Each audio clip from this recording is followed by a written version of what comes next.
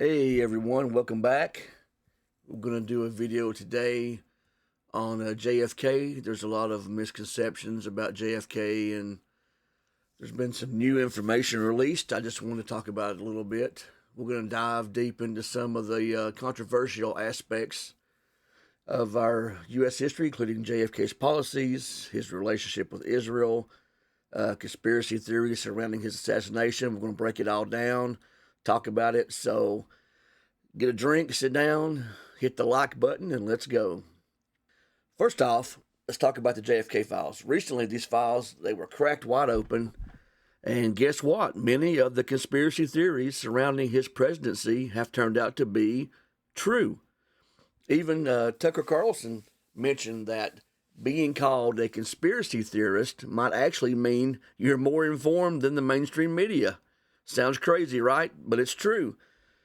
But let's go a little deeper. JFK's policies were not really controversial domestically, but they challenged all of the foreign influences on American policy, most notably Israel's influence.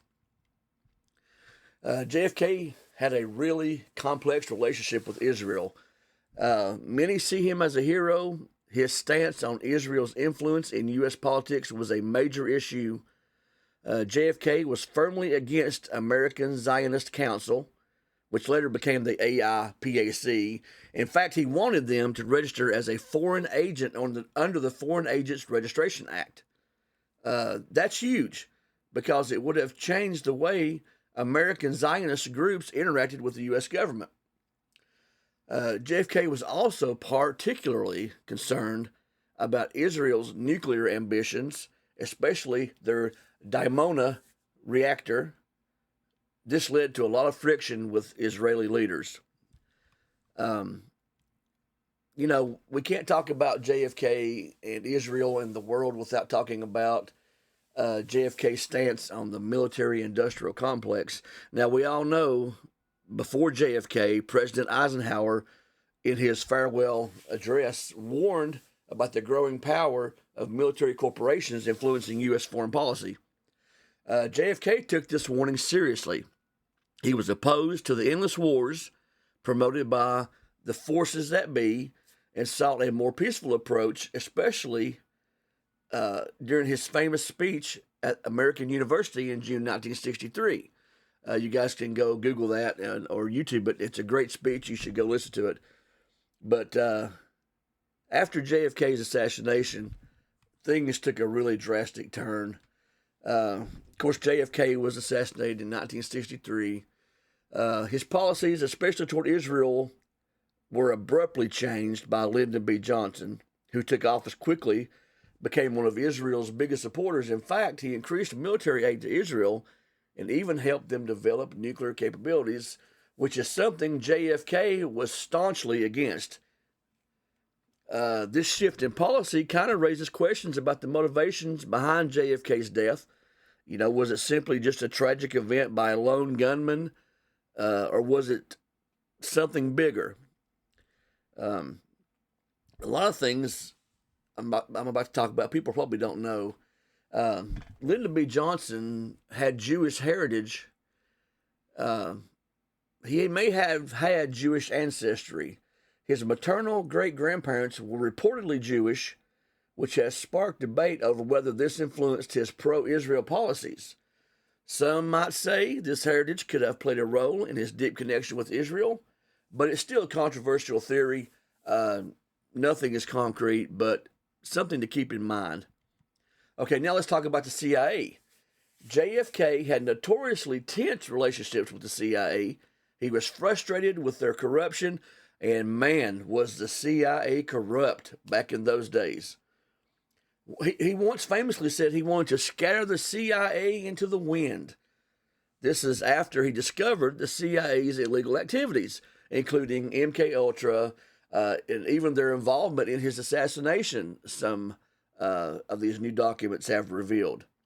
And there's more. Allegations suggest Israel may have played a role in blackmailing political figures, including the key players like the Rockefellers, the Dulles family, trying to influence U.S. policy, particularly regarding Israel's creation Okay. There's also speculation that Israel had a role in some blackmail that may have shifted U.S. policy.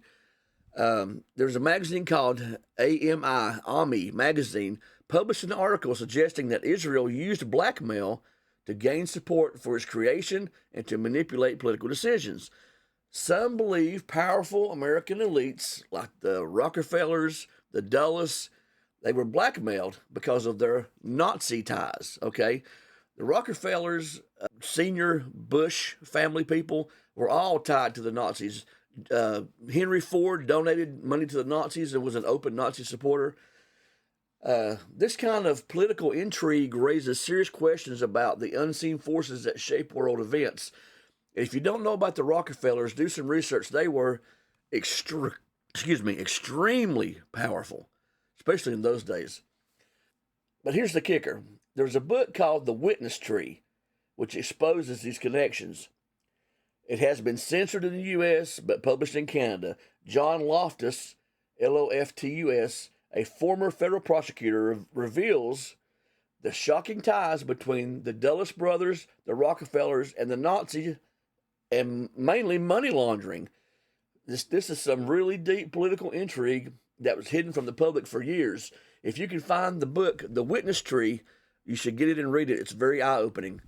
By no means am I anti-Semitic or am I anti-Israel. I'm just giving you information about how deeply tied Israel was to the powerful families and the political leaders in our country before and after the JFK assassination.